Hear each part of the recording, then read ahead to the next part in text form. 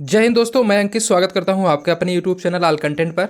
आप लोग कैसे हैं? एक बार आप लोग बताएंगे साथियों कैसे हैं। उम्मीद करते हैं आप लोग बहुत अच्छे होंगे, बहुत बेहतरीन होंगे। सारे साथियों का दिल से स्वागत है। जैसा कि साथियों आपको पता है, हमने ये यूपी हिंदी यानी यूपी कांस्टेबल और यूपी टेट के लिए हिंदी सीरीज स्टार्ट की है, जिसमें प्रीवियस ईयर पेपर सॉल्व कर रहे हैं, जिसमें 2024 का previous year practice set number 7 है। तो इसमें आज हम देखेंगे कि 20 क्वेश्चन आज लगभग है, 20 क्वेश्चन हम देखेंगे कि क्या क्या उसमें पूछा गया है। इसलिए आप लोग उसको करने की कोशिश करिएगा, जो आपका हो ऑप्शन आप उसको बताइएगा। आज 20 क्वेश्चन है और 20 का एकदम आप लोग बताइए कि कितना आप लोग कर पा रहे हैं। और इस वीडियो को आप लोग ध्यान से देखिएगा, क्योंकि यहाँ से क्वेश्चन हमेशा रिपीट होते हैं इस टॉपिक से। चलिए आते हैं हम अपने क्वेश्चन पे।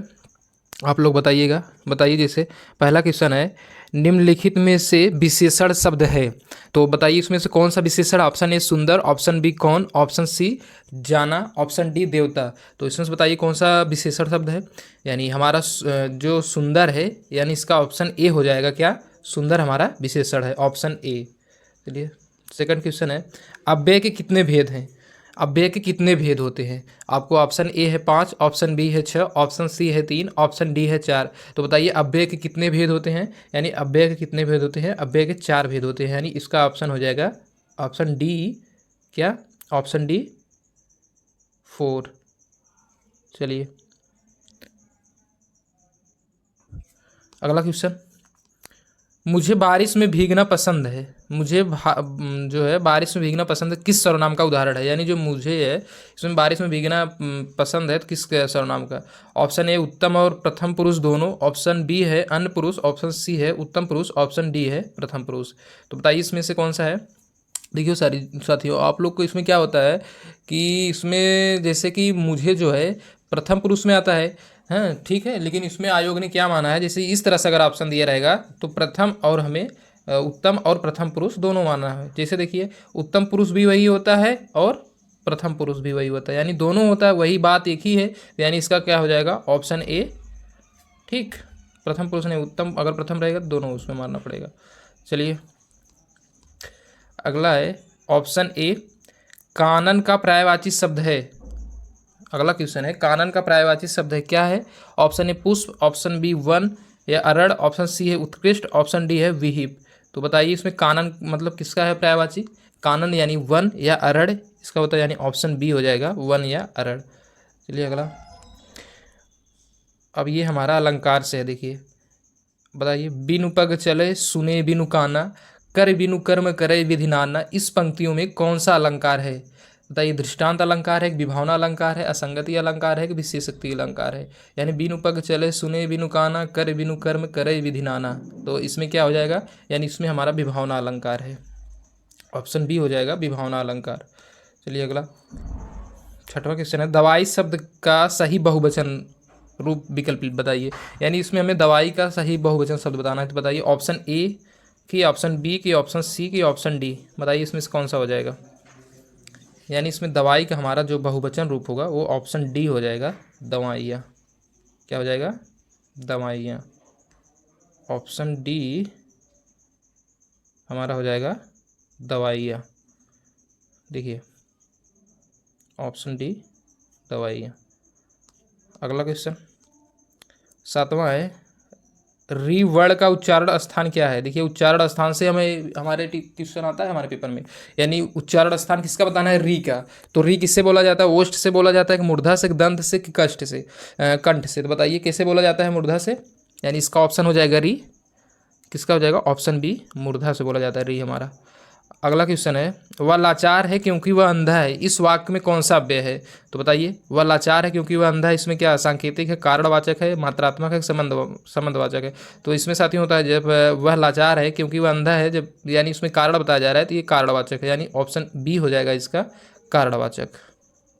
चलिए अगला क्वेश्चन, अंधेर नगरी का अर्थ क्या है। अंधेर नगरी चौपट राजा आप लोग सुने होंगे। बताइए अंधेर नगरी का अर्थ क्या है, जहाँ अंधेरा हो।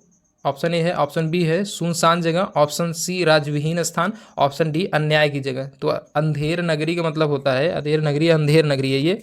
उसके बाद इसका हो जाएगा क्या, ऑप्शन डी अन्याय जगह। ये अंधेर नगरी, अंधेर नगरी। चलिए अगला, अभय और उभय शब्द का सही युग्म बताना आपको। तो बताइए, अभय मतलब पढ़ना पढ़ाना, दोनों, निर्भय, या फिर निर्भय या दोनों, हवा अग्नि।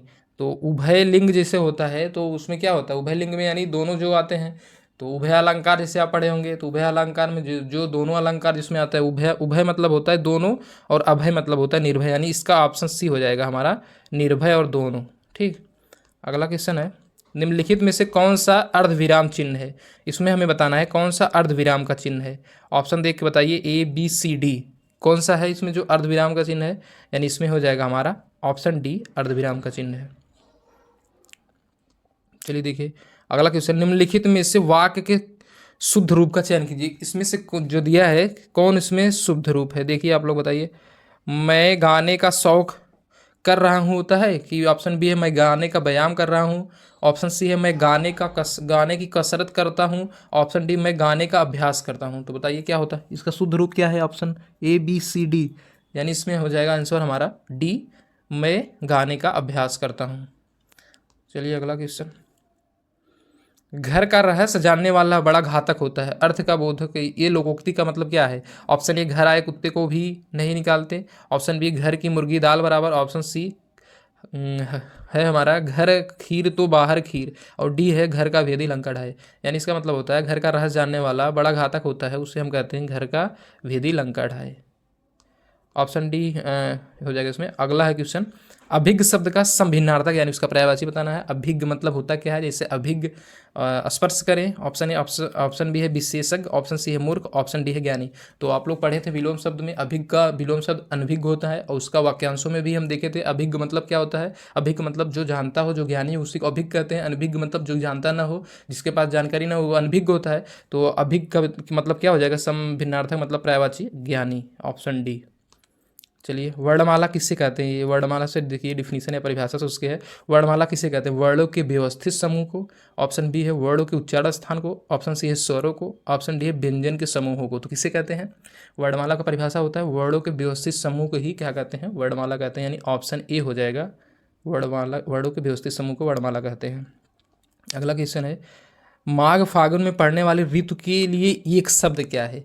यानी उसमें बताना है माघ फागुन में पड़ने वाली ऋतु के लिए एक शब्द, यानी ये वाक्यांशों के लिए एक शब्द है, तो उसे क्या कहेंगे, सुग्रीव कहेंगे कि ग्रीष्म कहेंगे कि शिशिर कहेंगे कि शिरोधार्य कहेंगे। तो बताइए इसमें से क्या कहेंगे। देखिए साथी, इसमें होगा माघ फागुन में पड़ने वाली जो ऋतु होगी, इसमें हमारा हो जाएगा ये शिशिर होता है। ठीक, इसको याद कर लीजिए, ये कई एग्जाम में रिपीट किया है। अब देखिए यहाँ पर उच्चारण स्थान से बताना है कि त वर्ग की ध्वनिया का उच्चारण स्थान क्या है।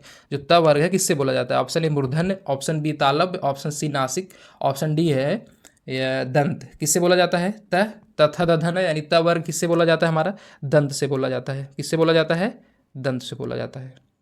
चलिए अगला, तुम कब आओगे, इस वाक्य में उचित विराम चिन्ह का प्रयोग करिए। यानी ये जो लिखा गया है सेंटेंस या जो वाक्य है, इसमें कौन सा इसमें विराम चिन्ह का प्रयोग किया गया है। ऑप्शन ए उप विराम, ऑप्शन बी कोष्टक, ऑप्शन सी पूर्ण विराम, ऑप्शन डी प्रश्नवाचक चिन्ह। तो इसमें क्या बताओ किया जाएगा, तुम कब आओगे, यानी इसमें प्रश्न पूछ रहा है तुम कब आओगे, तो यानी इसमें हो जाएगा ऑप्शन डी प्रश्नवाचक चिन्ह। ठीक, क्या हो जाएगा, ऑप्शन डी प्रश्नवाचक चिन्ह, इसका हो जाएगा हमारा ऑप्शन डी प्रश्नवाचक चिन्ह। चलिए अगला क्वेश्चन, ये मेरा आज का लास्ट क्वेश्चन है, आप लोग इसको ध्यान से करिएगा। बताइए, देखिए निम्नलिखित में से किस क्षेत्र में विशेष योगदान के लिए ज्ञानपीठ पुरस्कार प्रदान किया गया है। ऑप्शन ए समाज सेवा, ऑप्शन बी साहित्य, option C cinema, option D विज्ञान। तो जो है हमारा निम्नलिखित में से किस क्षेत्र में विशेष योगदान के लिए ज्ञानपीठ पुरस्कार प्रदान किया जाता है, तो किसमें दिया जाता है। अभी हाल ही में आप करंट में भी पढ़े होंगे ज्ञानपीठ पुरस्कार किससे दिया गया है, तो आप लोग बताइए इसमें ज्ञानपीठ पुरस्कार किससे दिया जाता है, किसमें, यानी समाज सेवा, साहित्य, सिनेमा या विज्ञान में। तो इसका हो जाएगा आंसर बी किया साहित्य में। ठीक, आज साथियों इसमें इतना ही क्वेश्चन था। आप लोग अपना स्कोर बताइएगा, और आप लोग को वीडियो कैसा लगा आप लोग कमेंट के माध्यम से बताइएगा। मिलते हैं अगले वीडियो में, तब तक के लिए नमस्कार।